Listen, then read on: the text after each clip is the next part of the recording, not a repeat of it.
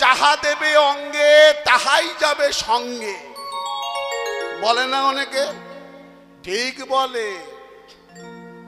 তুমি মাংস কিনে নিয়ে আসছো দোকান থেকে, সে মুরগি হোক আর ছাগল হোক, সে যখন মারা যাচ্ছে সে কাঁদতে কাঁদতে বলে যাচ্ছে,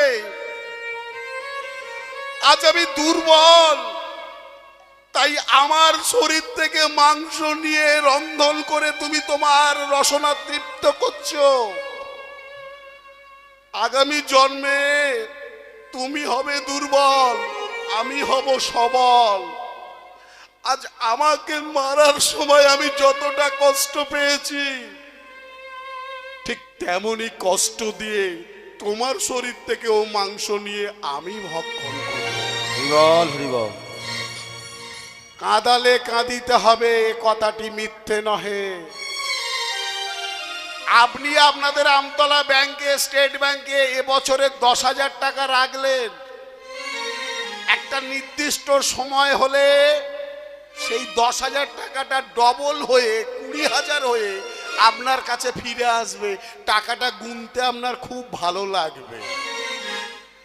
আজ আপনি যদি কারোর মনে ব্যথা দেন, আপনার রসনা তৃপ্ত করার জন্য যদি কাউকে কেটে কষ্ট দিয়ে আপনি খেতে থাকেন, তাহলে এমন একটা সময় আসবে তার সেই অব্যক্ত যন্ত্রণা, অব্যক্ত ব্যথাটা 3 গুণ 10 গুণ হয়ে নির্দিষ্ট সময়ে আপনার পক্ষেই ফিরে আসবে। হরিবল।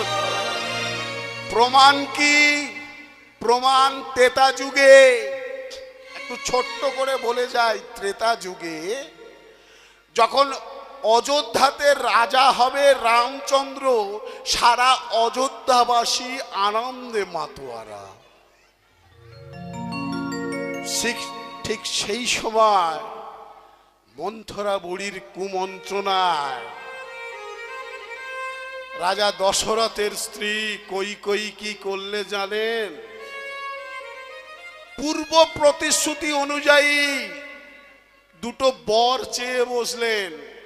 যখন সমস্ত প্রজারা আনন্দে মাতোয়ারা, আগামী দিন আমাদের পুরুষোত্তম পুরুষ রামচন্দ্র রাজা হবে, কৈকেয়ী দুটো বর চাইলেন। একবারে তার ছেলে ভরত হবে রাজা, আর একবারে রামচন্দ্রকে হতে হবে বনবাসী।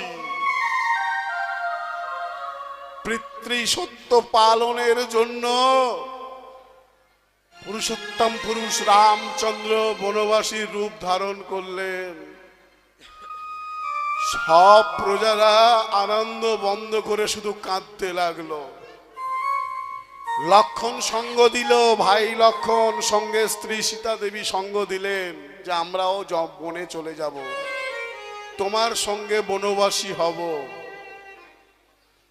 যখন বনে চলে যাচ্ছে রাম লক্ষণ সীতা, মাতা কৌশল্যা 1 গ্লাস দুগ্ধ, গরম দুধ নিয়ে আসছে ছেলেকে দুগ্ধ পান করাবে বলে।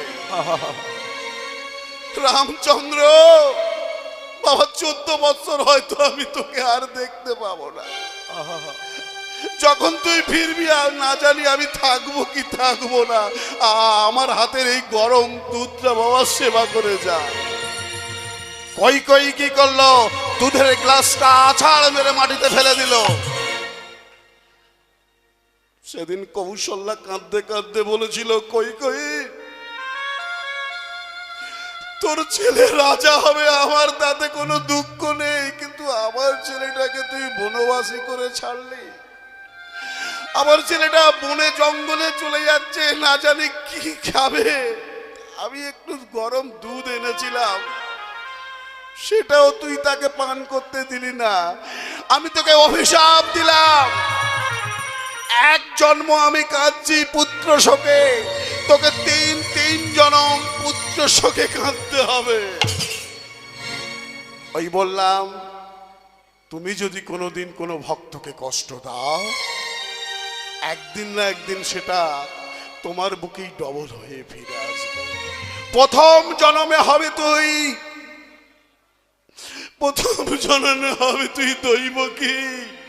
দিয়ে দিয়ে তোর কাছে থাকবে না কিছুই বাকি, তোর নাম হবে দৈবকী। পুত্রকে তুই দুগ্ধ পান করাতে পারবি না, পুত্র শোকের কি জ্বালা তুই বুঝতে পারবি। দ্বিতীয় জন্মে তুই হবি রানী গুন্ডিচা। এক রাত্রের মধ্যে তোর 18টা সন্তান মৃত হয়ে যাবে রক্ত বমি করে করে, নাম হবে 18 নালা। যারা পুরীতে গিয়েছেন দেখেছেন 18 নালা জায়গাটা, এখন হয়তো পানাপুকুর হয়ে গেছে, যাই হোক 18 নালা। তৃতীয় জন্মে তুই হবি মাতা সচি।